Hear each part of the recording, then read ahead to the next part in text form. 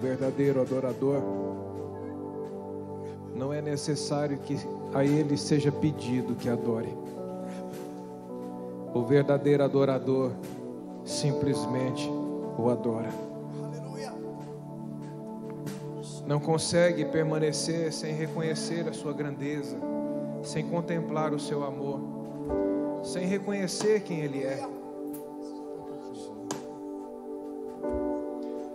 Esse é o verdadeiro adorador, é o coração do verdadeiro adorador.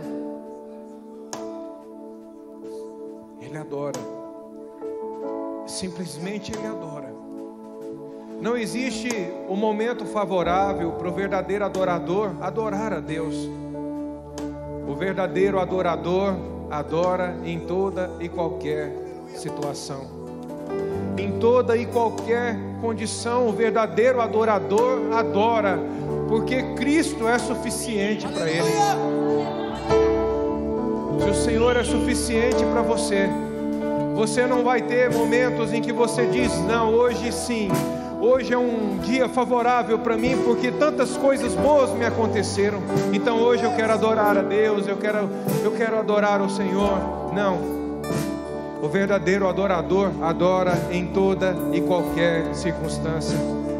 Nos momentos aos nossos olhos favoráveis, nos momentos contraditórios, o verdadeiro adorador adora. Ele não questiona, ele adora a Deus. Ele não tem a sua mente confusa pela circunstância, ele adora a Deus.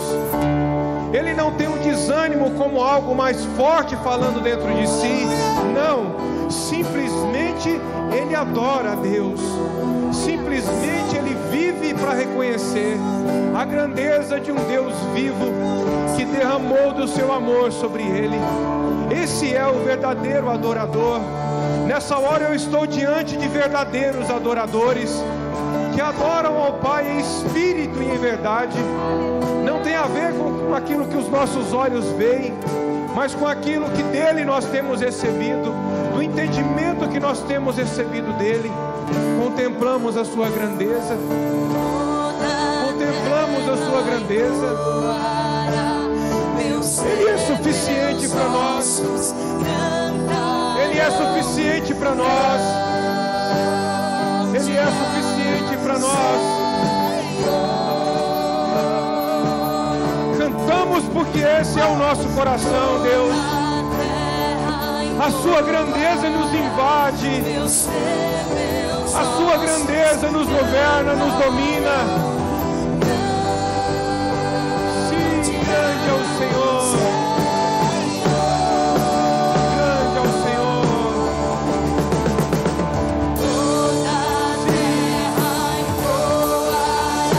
Sim, nós te adoramos.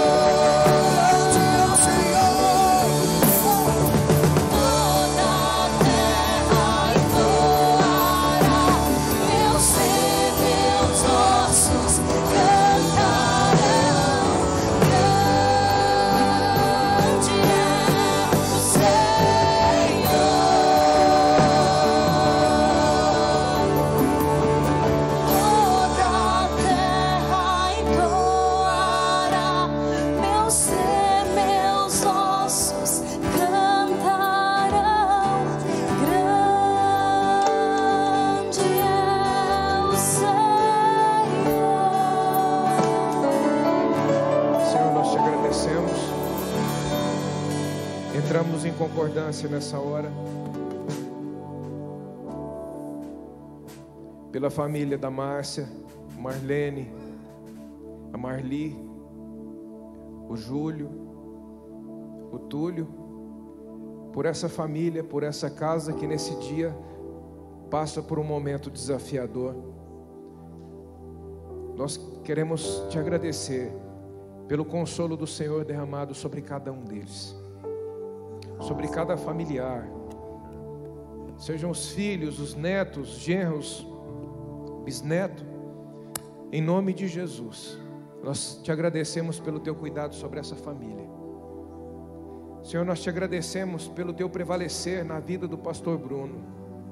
Nós te agradecemos pelo teu prevalecer sobre a vida do Luiz, meu Senhor. Graças nós damos ao Senhor. Muito obrigado, Pai. Obrigado pela recuperação do Rafael e da sua casa, sua família. Senhor, eu quero te agradecer pela recuperação de cada pessoa no nosso meio. Eu louvo ao Senhor por isso. E naquilo que nós não podemos entender, confiamos no Senhor. Aleluia. Confiamos no Senhor. Confiamos no Senhor. A vida passageira não tem poder de tocar em nós, porque a eternidade nos tocou. Fomos invadidos pela eternidade. Aleluia. A vida passageira não tem poder de tocar na nossa alma, não tem poder de tocar no nosso corpo, porque o nosso espírito foi tomado pela eternidade, e dele se derrama sobre a nossa alma a vida e vida eterna. E do nosso espírito é derramado a vida e vida em abundância para a nossa carne, para o nosso corpo. Agradecemos ao Senhor. Muito obrigado. Obrigado por esse ambiente de glória. Esse ambiente onde nada, absolutamente nada é impossível. Obrigado pela tua glória, Senhor, que enche esse lugar. Que toca cada pessoa desde o momento em que elas pisaram os pés aqui. O teu poder que cura já trabalha nesse lugar. O teu poder que liberta já trabalha nesse lugar. O teu poder que restaura aquilo que é irrestaurável trabalha nesse lugar. Os impossíveis dos homens se tornam possíveis nesse lugar, porque nós reconhecemos o agir da glória do Senhor aqui, a manifestação da glória do Senhor nesse lugar. Então ao Senhor nós damos o louvor, ao Senhor nós expressamos a nossa gratidão. Muito obrigado, meu Senhor. Muito obrigado. Desde já eu quero te agradecer ainda em pé, como valentes do Senhor, como soldados, guerreiros, generais do Senhor na terra.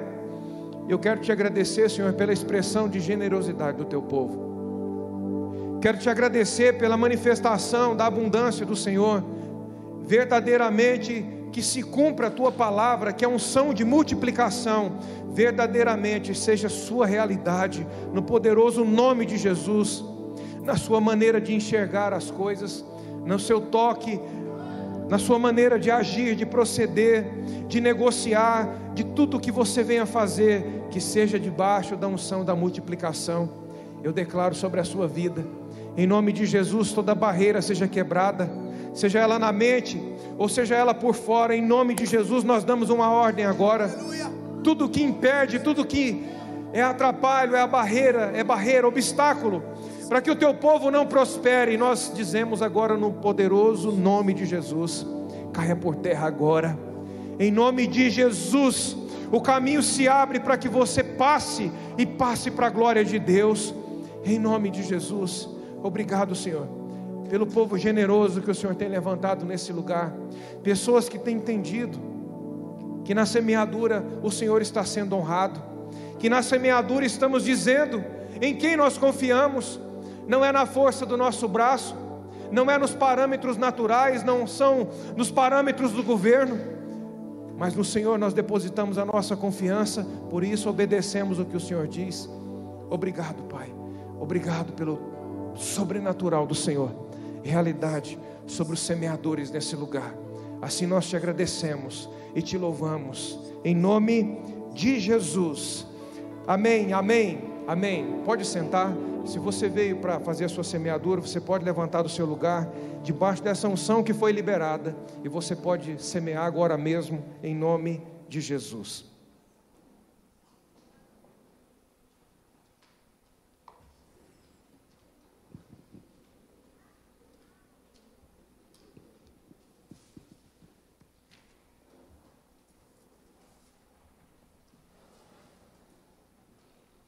Vai no silêncio mesmo? Vai no silêncio, porque para praticar isso a gente não é movido pela alma, nós somos movidos pelo Espírito. Embora seja muito bom cantar ao Senhor, sim ou não?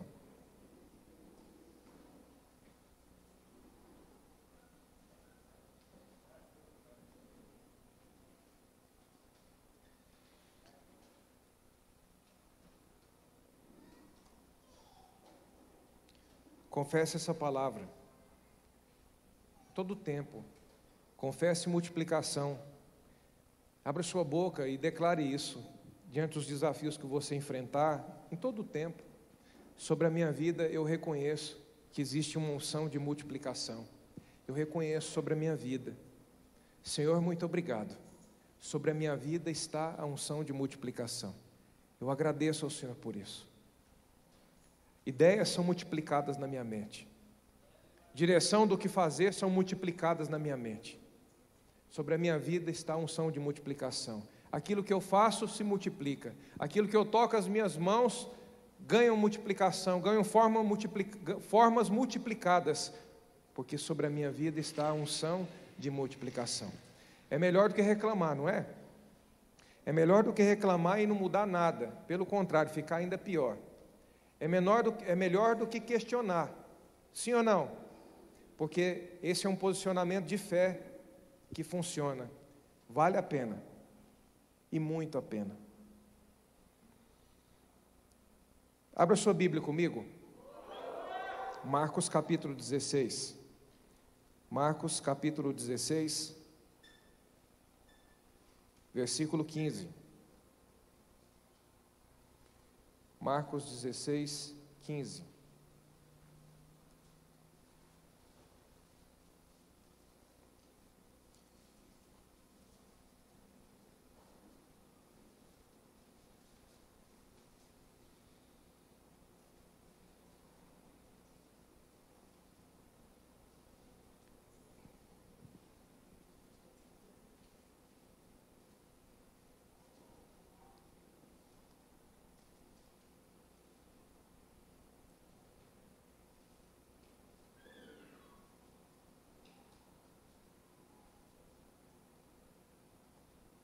Versículo 15, Marcos 16, 15. Jesus diz o quê? Ide por todo o mundo e pregai o Evangelho a toda criatura. Essa foi uma direção que Jesus deu. Depois que Jesus ressuscitou, Jesus aparece aos discípulos e ele dá uma ordenança. Ele diz: agora eu quero que vocês preguem o Evangelho, eu quero que vocês falem daquilo que vocês viveram, daquilo que vocês viram, daquilo que vocês experimentaram. Eu quero que vocês preguem o Evangelho. E o que é o Evangelho? O que é o Evangelho? Se a gente entender o que é o Evangelho, a gente não tem dificuldade de submeter a ele. A gente não tem dificuldade em obedecer às direções que Deus nos dá. Nós precisamos entender o Evangelho. Qual é a centralidade de tudo isso?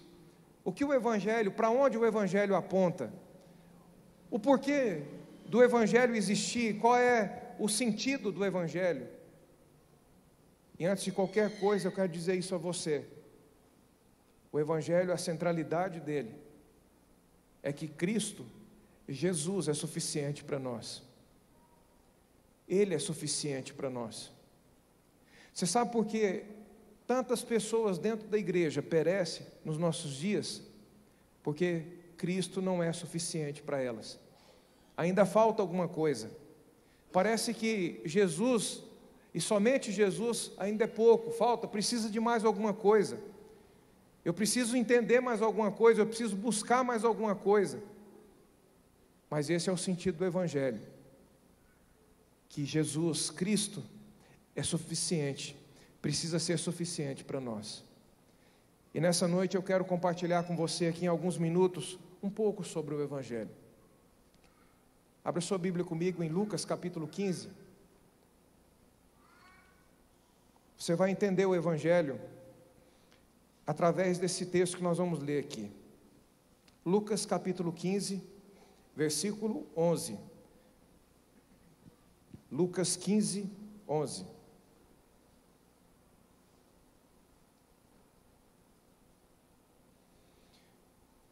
Jesus continuou: certo homem tinha 2 filhos.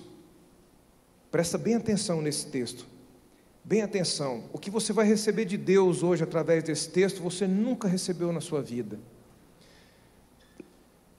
Versículo 12.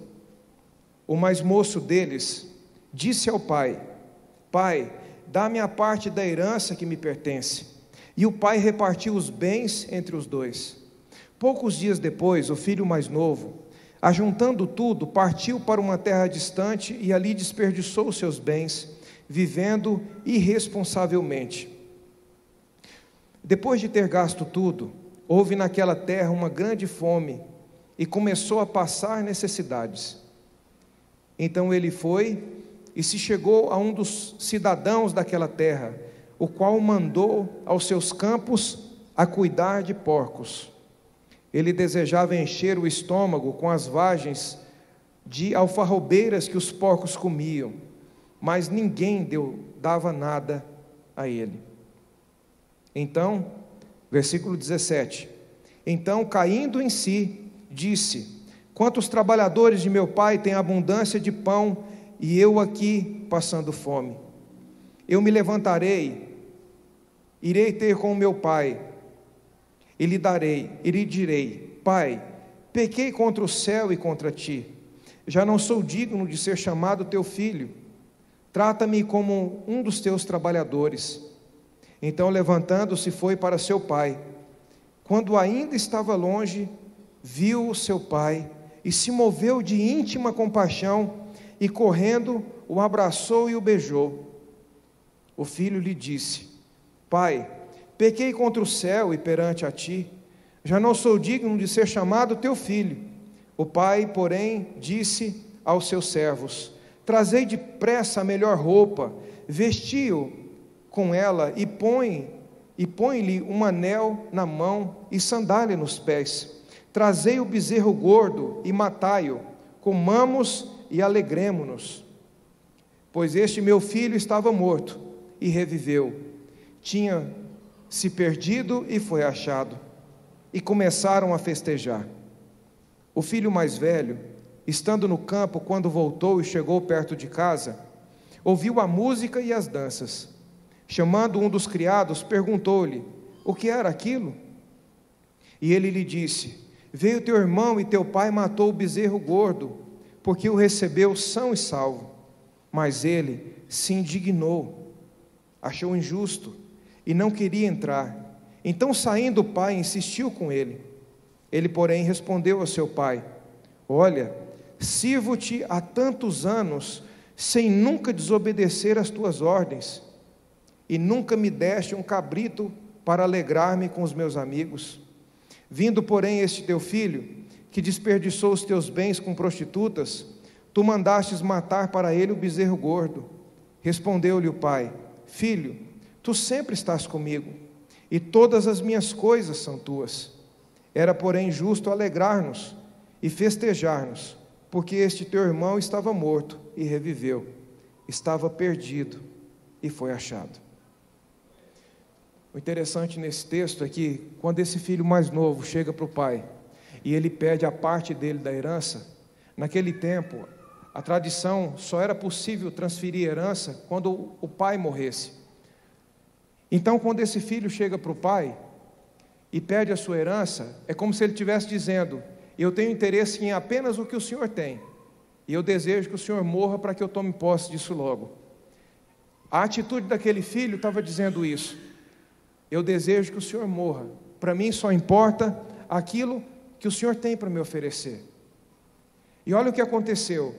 Mesmo assim, esse pai reparte a herança e dá o que é de direito daquele filho mais novo. E o que ele faz? Ele vai embora. Se a gente observa com atenção e permite com que o Espírito Santo nos conduza numa palavra como essa, não fica difícil da gente se identificar nessa palavra.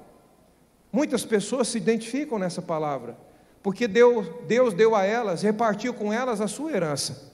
O Senhor deu a elas o tempo, o Senhor deu a elas saúde, o Senhor deu a elas dons. São coisas que só Deus pode dar. O Senhor repartiu a sua herança com todos os seus filhos. E muitas vezes a gente recebe a herança que nós recebemos dele e fazemos conforme a gente acha que tem que ser feito. Fazemos segundo nós mesmos. Aí esse filho aqui mais novo, ele estava dizendo assim: olha, o Senhor não sabe administrar a minha vida, o Senhor não sabe me dar bons conselhos, eu sei o que é melhor para mim, Então, eu quero viver a minha vontade, dar a minha parte. Eu vou usar o dom do jeito que eu acho que tem que ser usado. E você conhece alguém hoje, ou pelo menos acompanha pela rede social, alguém que talvez tenha uma voz linda, seja um homem ou uma mulher, tem uma voz linda, mas não canta para Deus. Canta para satisfazer os seus próprios sonhos e desejos, suas próprias vontades. Quantas pessoas que falam muito bem, que poderiam, através da sua vida, ensinarem muito sobre o Evangelho, sobre o reino de Deus, sobre a vida com Deus, mas eles pegaram o dom que o Senhor deu a eles. Pessoas com o dom de adquirir riquezas, conquistaram as riquezas e hoje eles se sentem donos daquilo que Deus deu. Eles se sentem como administradores daquilo que Deus deu. Quantos estão me acompanhando até aqui? Está entendendo até aqui? Quantas pessoas têm feito isso? Pegaram a saúde que o Senhor deu a elas e estão usando essa saúde para realizar a sua própria vontade. E sabe o que acontece? Quando nós pegamos a herança que Deus nos deu e usamos conforme a nossa vontade, talvez alguém pode pensar assim: pastor, mas eu sou feliz em fazer o que eu faço, eu sou feliz em ser do jeito que eu sou. Será que é? Será mesmo? Será que se for examinar você por dentro, de verdade, você for se autoexaminar, será que é verdade? É de verdade mesmo? É verdadeiro mesmo? Essa satisfação toda? Ou muitas vezes, será que não é apenas uma aparência? Mas dentro de você, só você e Deus sabem como é.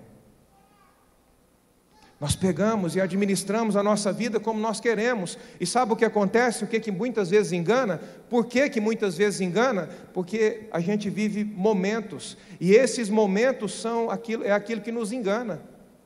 Esses momentos vai seduzindo a gente acha que a vida toda é só aquilo ali. Como um passarinho que aprendeu a viver dentro de uma gaiola. E naquela gaiola tem comida, nunca faltou água, nunca teve necessidade, sempre foi suprido aos seus olhos, mas de repente aquela porta da gaiola se abre, e para aquele passarinho é dada a oportunidade para que ele ganhe agora o mundo.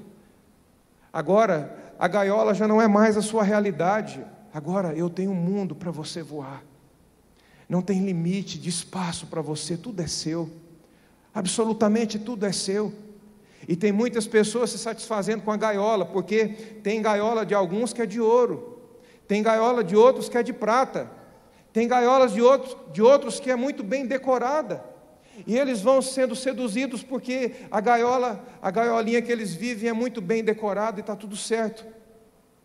Esse filho mais novo, ele deixou o governo do pai para viver a sua própria vontade, ele deixou de ter um mundo para que ele pudesse voar, para entrar numa gaiola chamada própria vontade, chamada vontade própria. E ele foi. E o mais interessante do amor de Deus, sabe o que é? Uma das coisas que mais me chama a atenção é que o pai não proibiu que o seu filho fosse viver a sua vontade. Isso é algo do amor de Deus que chama a minha atenção, que me impacta, de verdade. Deus não proibiu o seu filho de ter as suas experiências. Porque o amor de Deus ele não quer caminhar com você por imposição. Deus não quer caminhar com você por obrigação. A relação que o Pai quer ter com você é uma relação de amor e não de obrigação. Então, se de repente o filho olha e diz: o Senhor não é importante para mim, mas o que o Senhor tem é importante, me dá logo o que o Senhor tem. O pai diz: então pode ir. Se eu não sou importante para você, por obrigação é que você não anda comigo. O pai procura por filhos que estejam dispostos a caminhar com ele, mas porque o amam de todo o coração.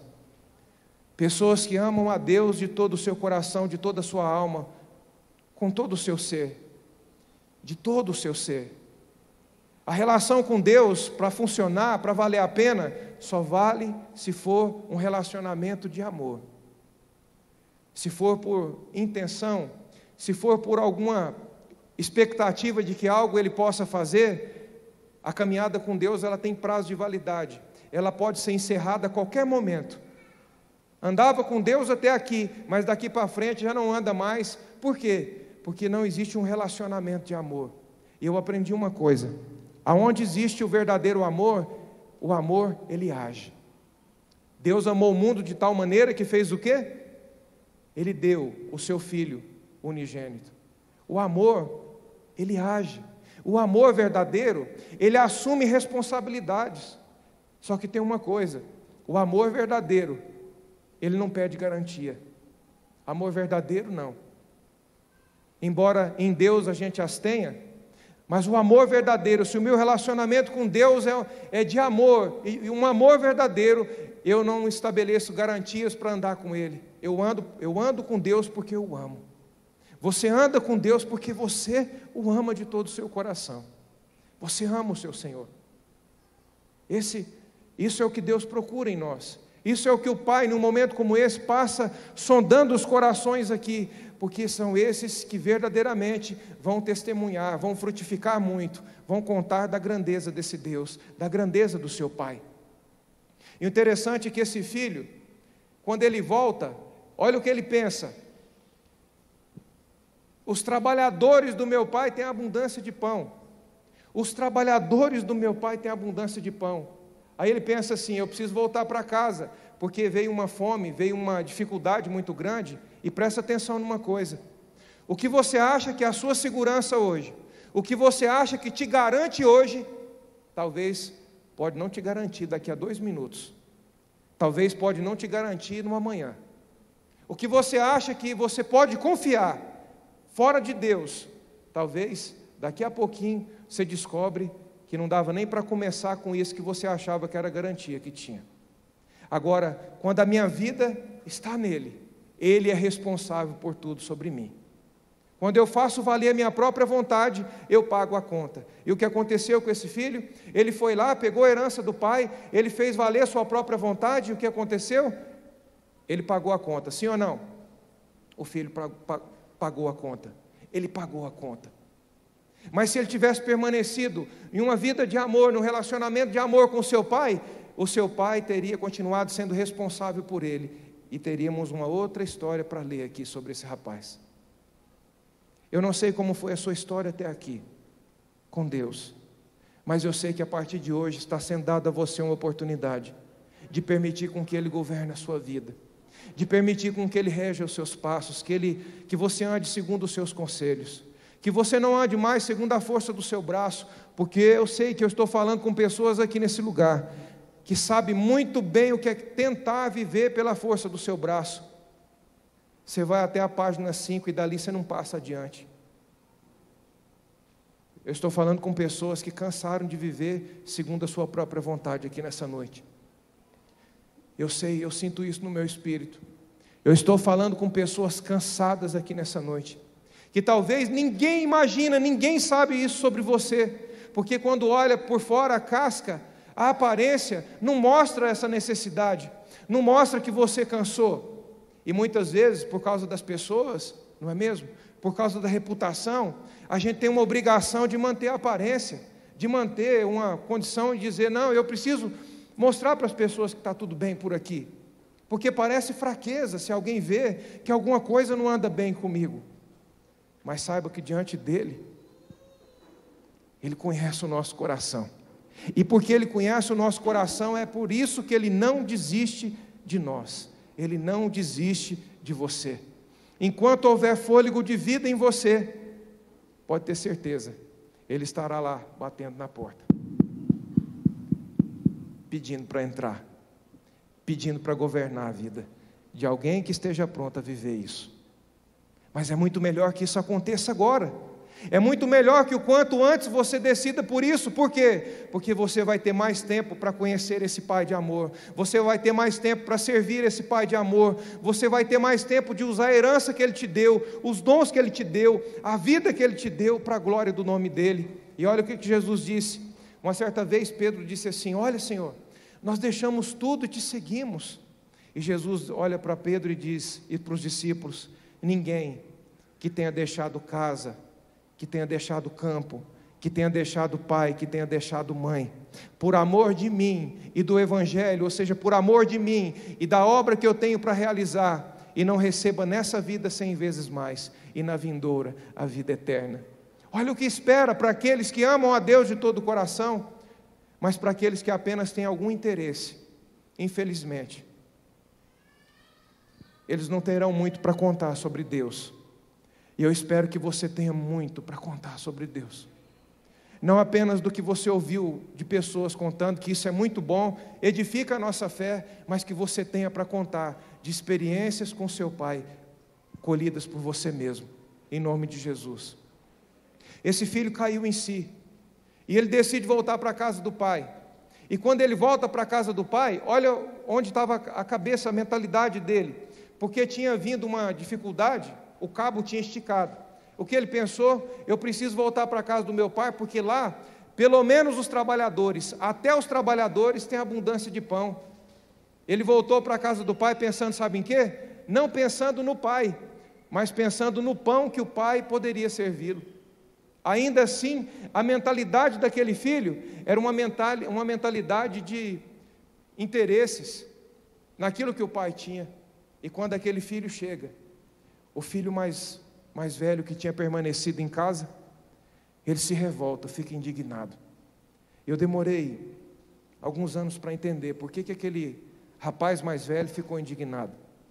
Porque quando a herança foi repartida, você lembra lá no início que nós lemos que a herança foi repartida entre os dois?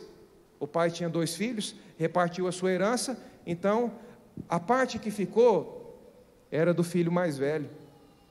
E quando aquele filho vê o seu pai mandando matar um bezerro, mandando fazer uma festa, sabe por que ele ficou indignado? Porque agora o pai estava mexendo na parte que era dele. Ele ficou indignado.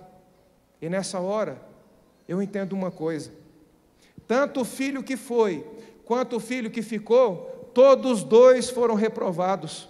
Porque o filho que foi, só se importava com aquilo que o pai tinha para dar. E o filho que ficou, fazia tudo o que o pai pedia, mas não fazia por amor, não fazia porque amava, fazia porque tinha que fazer, fazia porque era costume fazer, fazia porque era tradição fazer. Quantas coisas no nosso Brasil a gente vê as pessoas fazendo por tradição. Toda época do ano tem uma festa que muitos fazem por quê? Por tradição. Tantas coisas são feitas por quê? Por causa da cultura, por causa da religião que a gente recebeu, da religiosidade que a gente recebeu. Quantas coisas a gente faz no automático? Vem na igreja, vem por quê? Ora por quê?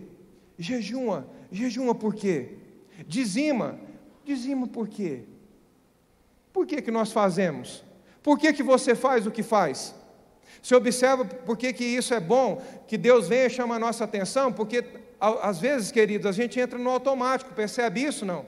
Entra no automático, está fazendo, mas não sabe nem por que está fazendo, faz porque tem que fazer.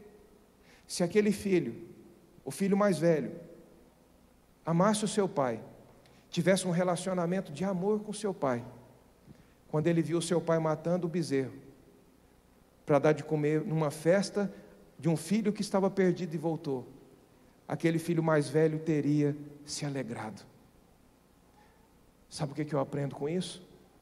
Quando nós temos um relacionamento com um pai de amor, quando a nossa alegria é a alegria do meu pai, do nosso pai, quando a nossa tristeza é a tristeza do nosso pai, a gente começa a se importar com seus filhos perdidos, de alguma forma para a gente entender como eu posso alegrar o coração do meu pai e trazer os seus filhos de volta para casa.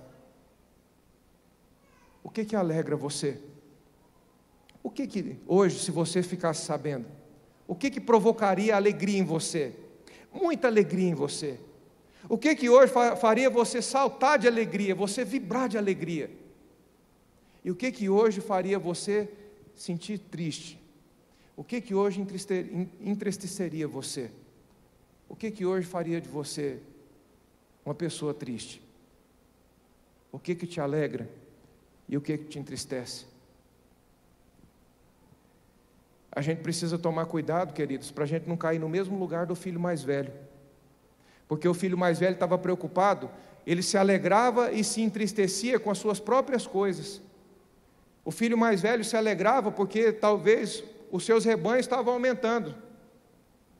Se o seu rebanho era subtraído, o filho mais velho se entristecia, porque o filho mais velho preocupava consigo mesmo. Eu faço tudo o que o meu pai diz que eu preciso fazer, mas eu estou preocupado comigo, eu tenho os meus interesses em tudo isso que eu faço para o meu pai. O que alegra você? O que entristece você? Se os seus desejos, os seus sonhos é o que alegra você, a sua vontade realizada é o que alegra você ou que entristece você, você precisa entender, é necessário um relacionamento de amor com seu pai, porque você está fora da direção. O meu coração precisa se alegrar com aquilo que alegra o coração do meu pai. O meu coração precisa entristecer com aquilo que entristece o coração do meu pai. É nesse caminho que você encontra a vida. Fora dele, é você enganando a si mesmo, sou eu enganando a mim mesmo. Eu devo me importar. Por que você está triste hoje, irmão? Irmã, por que você está feliz hoje? Pastor, hoje eu estou feliz, porque eu tenho visto pessoas correndo para Deus, eu estou feliz demais com isso. Eu estou feliz porque eu vejo, Deus tem me dado uma visão desses próximos 10 anos de tanta salvação, de conversão de pessoas sendo alcançadas como a gente nunca viu, e eu tenho pedido a Deus, não me deixe fora disso, Senhor, eu quero ser participante nisso. O que entristece você? Pastor, o que me entristece é saber que nesse dia, alguém partiu, ou algumas pessoas foram embora, sem conhecer o Senhor como eu tenho conhecido. Isso entristece o meu coração, pastor. Se essa for a sua resposta, o seu relacionamento com o seu pai, o seu relacionamento com Deus é um relacionamento de amor. Agora, fora desse relacionamento de amor, queridos, eu já vi muitas pessoas se revoltarem servindo na igreja. Porque elas serviam, faziam tudo aos olhos naturais, parecia que estava tudo certo, estava tudo correto, mas a intenção do coração, você consegue entender isso, não? O que Deus sonda no nosso coração é o como a gente faz, é o porquê a gente faz. E nessa hora, para esse pai, não teve diferença do filho que gastou tudo com as prostitutas e do filho que ficou fazendo tudo que o pai dizia que ele fizesse, porque no coração dos dois não tinha uma relação de amor com o pai. É pesado isso, né? Mas uma verdade para nós que tem o poder de abrir os nossos olhos. Eu tenho certeza de uma coisa: vão sair pessoas daqui hoje amando a Jesus muito mais do que chegou. Vão sair pessoas daqui hoje amando a Deus muito mais do que quando você entrou. Porque só vale a pena a caminhada com Deus se houver um relacionamento de amor com Ele.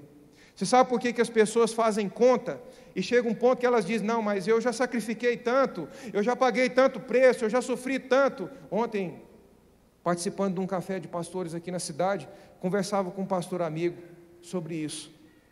Os desafios de pregar o Evangelho na nossa cidade. Eu estava dizendo para ele, já vinha de 2 anos de muita dificuldade lá no Nordeste, chegamos aqui, pelo menos por mais 6 anos de muita dificuldade. A gente trabalhava no secular para poder manter o ministério muitas vezes. Quantas vezes foi assim, nesses anos, nesses 8 anos? E eu disse para ele, se a motivação do nosso coração tivesse errada, se a gente não tivesse nessa cidade, porque a gente ama a Deus e viemos aqui para fazer a vontade dEle, nós teríamos desistido. Agora você entende por que tantas pessoas desistem? Por que tantas pessoas desanimam? Por que tantas pessoas retrocedem? Por que tantos olham para trás? Porque a motivação do coração é que é pesada nessa hora. Porque aparentemente, eu estou aqui pregando, o pessoal está aqui cantando, o pessoal está recebendo na porta, a escolinha está funcionando muito bem, o pessoal da mídia está trabalhando, está tudo certo, o pessoal do apoio lá fora está ali observando o seu carro, o seu veículo, está ali tudo certo. Pelo lado de fora, parece que está todo mundo igual. Mas será que a motivação do meu coração por estar aqui na sua frente é uma motivação correta? Se a motivação estiver correta, Jesus disse que existe vida esperando por você. Existe uma realidade nesse lugar, de um relacionamento de amor. Aí eu entendo o que o salmista diz: deleita-te no Senhor. Ou seja, se importe com aquilo que o seu pai se importa, se preocupe, se envolva com aquilo que o seu pai quer que você se envolva. Deleita-te no Senhor e Ele concederá os desejos do teu coração. Sabe por que ele diz isso? Porque aí a motivação do seu coração não vai ser errada. Ah, pastor, mas do jeito que eu estou, mesmo dessa forma, eu já recebi tanto de Deus. A gaiolinha de ouro também, quem vive lá dentro diz: eu já recebi tanto. Quem vive dentro da gaiolinha decorada também, ele diz: eu já recebi tanto. Nunca faltou pistache para mim, nunca faltou água para mim, nunca faltou ração da mais cara para mim. Só que o que Deus tem para você é que você voe. O que Deus tem para você não tem limite. E nessa hora eu preciso abaixar a guarda.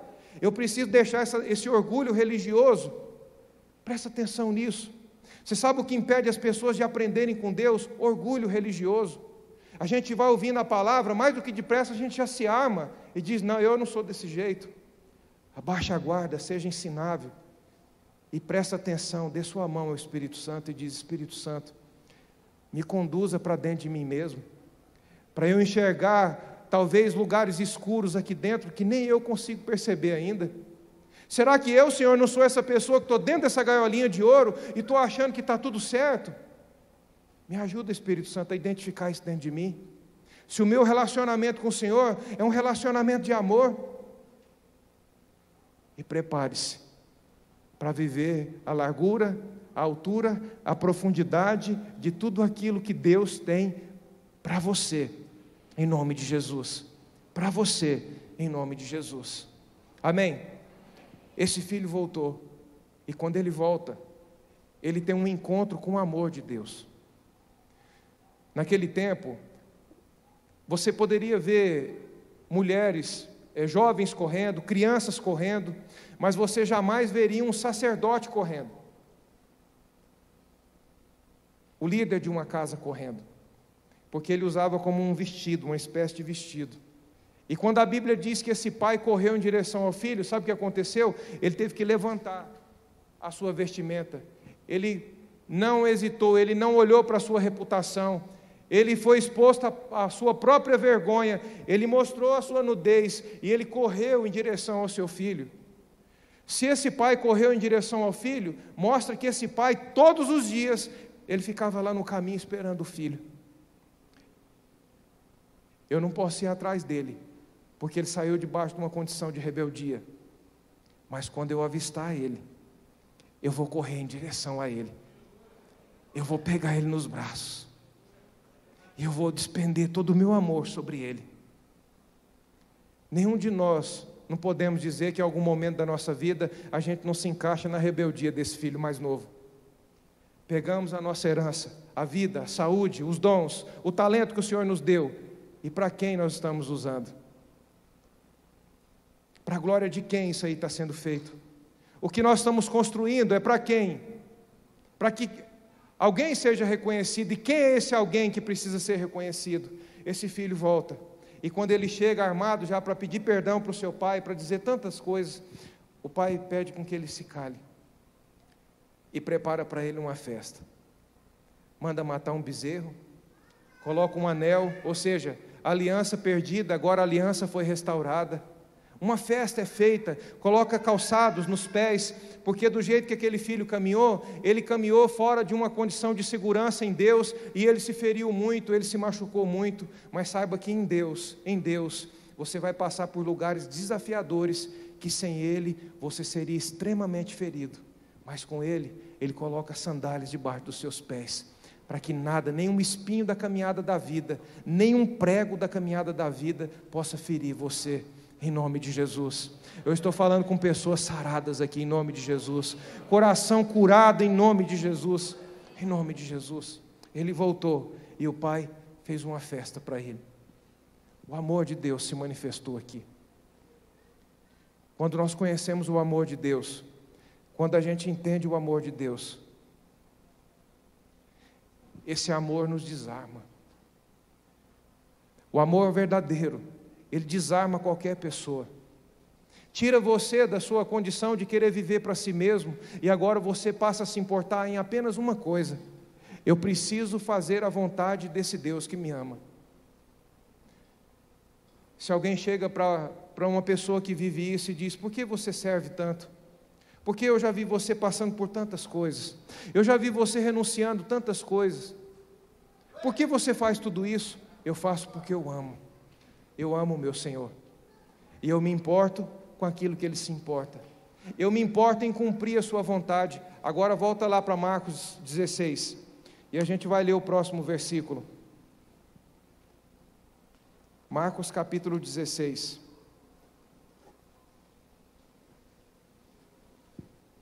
A gente leu o versículo 15, não é mesmo? Agora nós vamos ler o 16.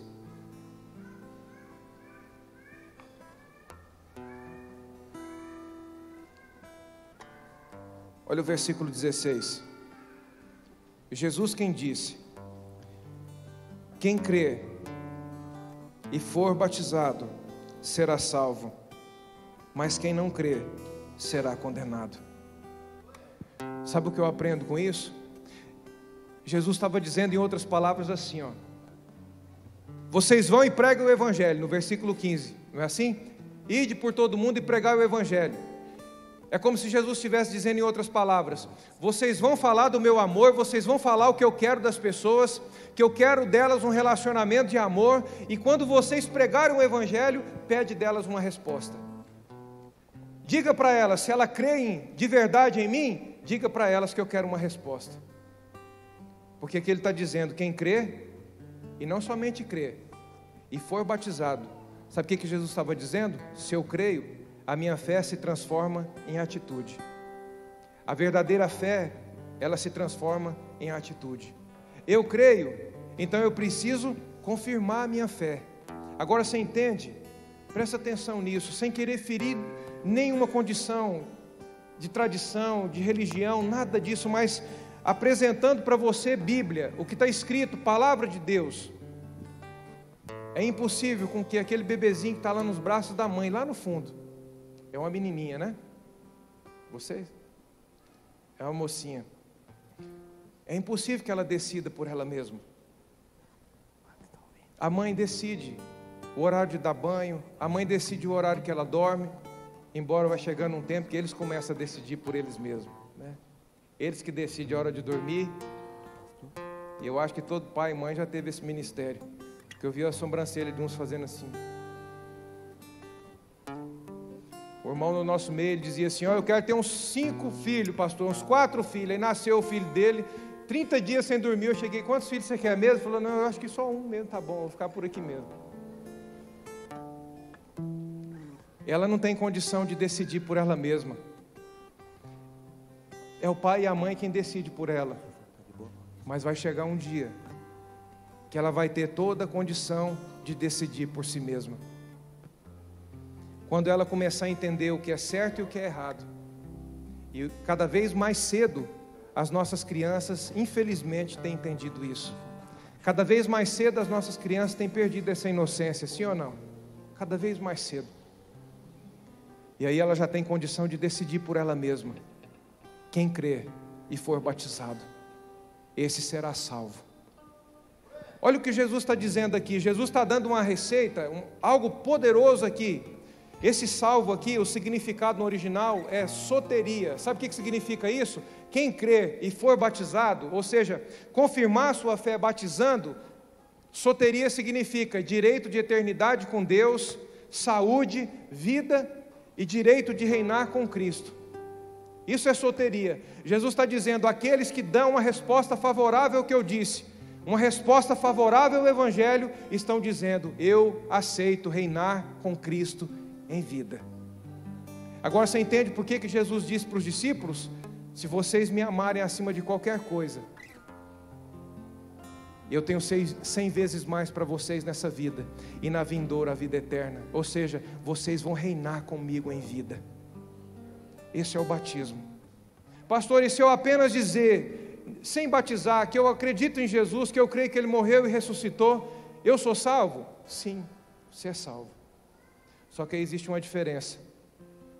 Existe uma palavra para essa salvação de quem apenas crê em Jesus, mas não faz o que Ele disse, chamada sozo.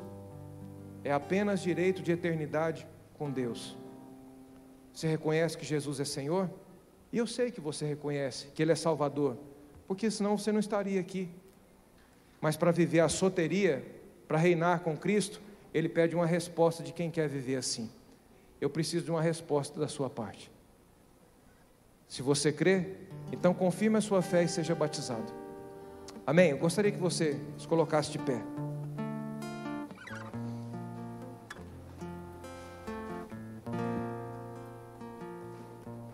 Talvez alguém fale assim: pastor, mas eu sinto assim, eu não estou preparado ainda.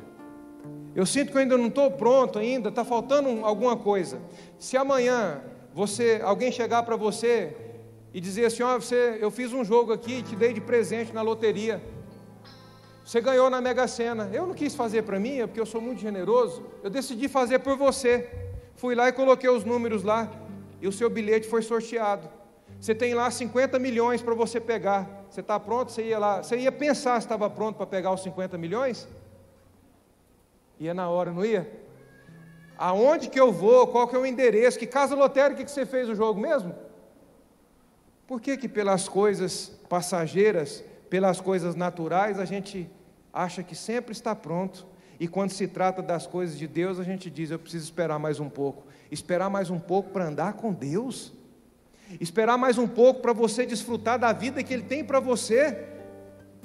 Esperar mais um pouco e continuar dentro da gaiolinha? Ou dizer: Deus, eu não quero essa gaiolinha para mim, eu quero sair fora disso aí, eu quero reinar com o Senhor, eu quero o que o Senhor tem para mim, eu quero essa vida de relacionamento, de amor com o Senhor, eu quero o que o Senhor quer para mim.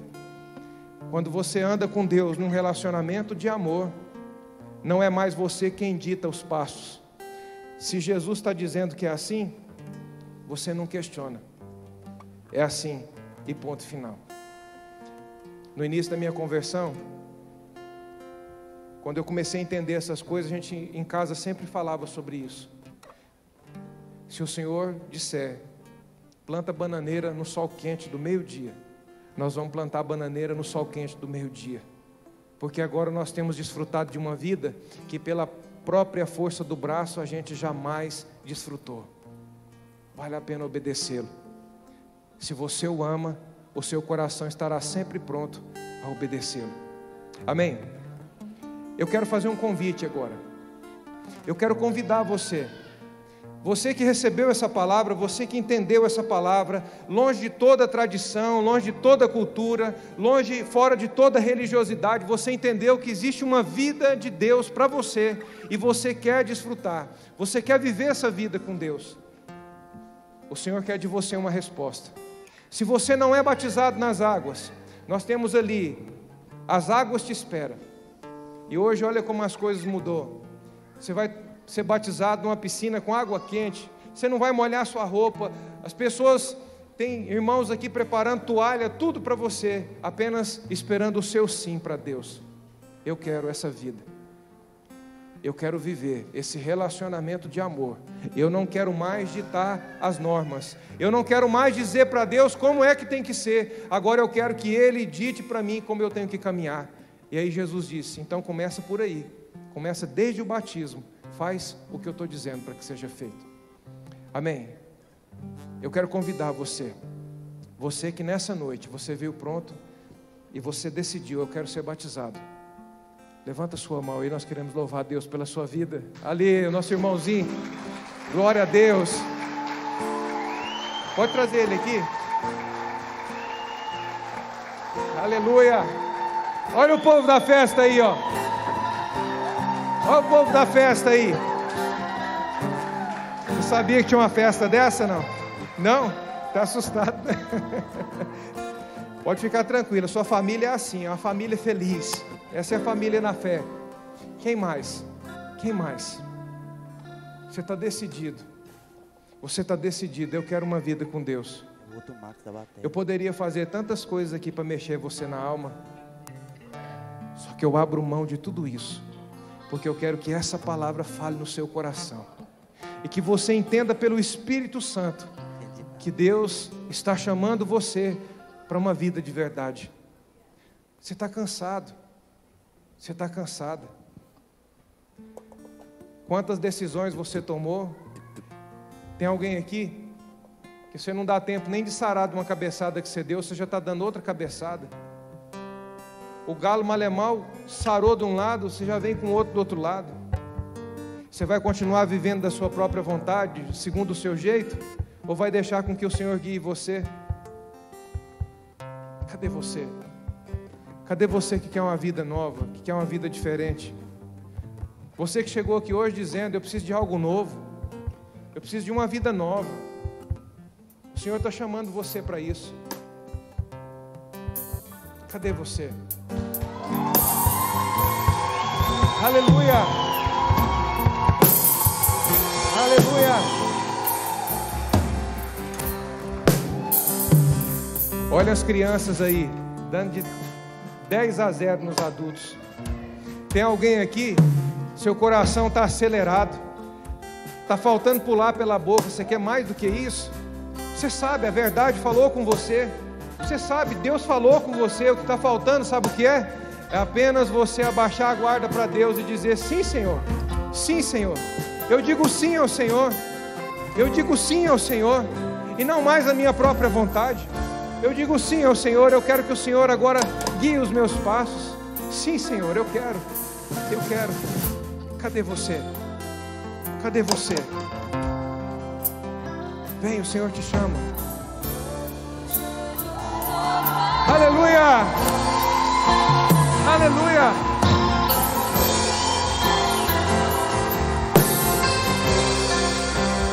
Aleluia!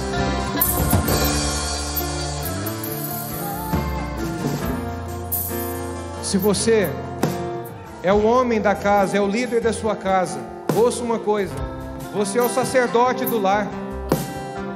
Se você tomar a decisão de vir para Deus, de mergulhar em Deus, como você ouviu nessa noite, saiba de uma coisa: é questão de pouco tempo você experimentar e viver a sua família restaurada, a sua família inteira caminhando com Deus. Faz uma pesquisa, observa na igreja para você ver. Homens que vêm na igreja sozinhos, presta atenção para você ver, eles vêm sozinhos por pouco tempo, porque é questão muito rápida do mover de Deus acontecer, porque é o sacerdote do lar se levantando. É o sacerdote se levantando. Eu estou dizendo isso porque tem algum homem aí, está faltando só aquele passo para entrar dentro de tudo aquilo que Deus tem para você, mergulhar na grandeza do que Deus tem para você. Cadê você? Cadê você? Pastor, mas eu tenho vergonha. Eu tenho vergonha, pastor, de fazer isso. Presta atenção nisso. O seu Senhor Jesus Cristo, Ele morreu na cruz por você completamente nu. Você sabia que aquele Jesus que a gente vê nas fotos, nos calendários, nas imagens, que tem uma vestimenta, aquilo não é de fato o que aconteceu. Jesus, Ele foi completamente nu crucificado. Eles arrancaram as suas roupas. Jesus foi exposto à vergonha por você, por amor a você. Ele morreu por você. E agora o que é de nós, diz Ele, que seja no meio dos nossos irmãos: eu quero, eu aceito, eu recebo o amor de Deus por mim. Vergonha passou, foi Jesus por mim. E ainda assim Ele foi ousado e pagou o preço pela minha vida. Cadê você? Cadê você? Vamos dar uma salva de palmas aos nossos irmãos aqui, pela atitude deles. Aleluia. Aleluia. Aleluia.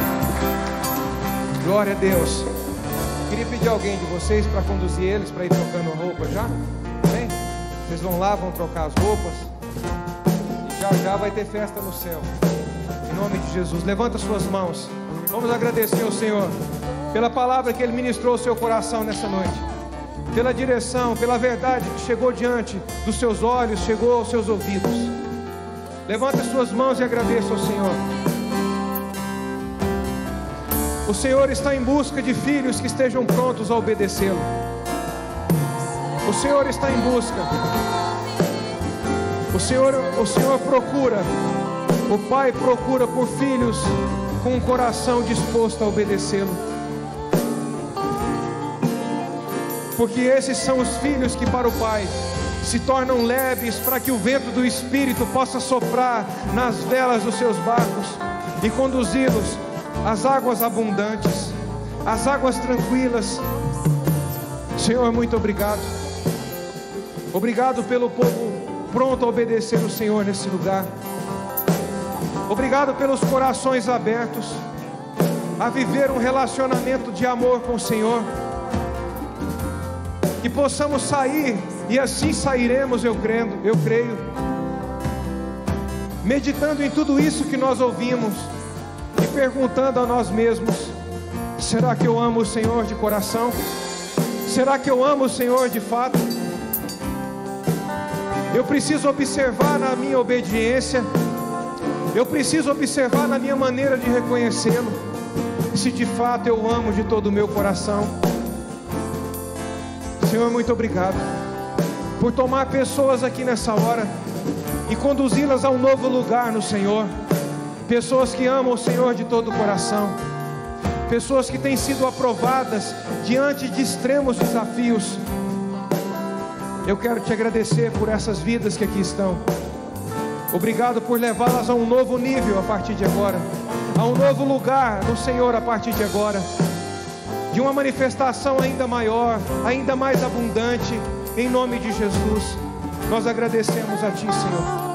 Muito obrigado, em nome de Jesus. Se você crê nisso, dê uma salva de palmas ao Senhor, bem forte, bem forte, bem forte. Todo joelho dobrará ao ouvir Teu nome, Teu santo nome. Todo ser confessará, louvado seja o Teu nome, Teu santo nome.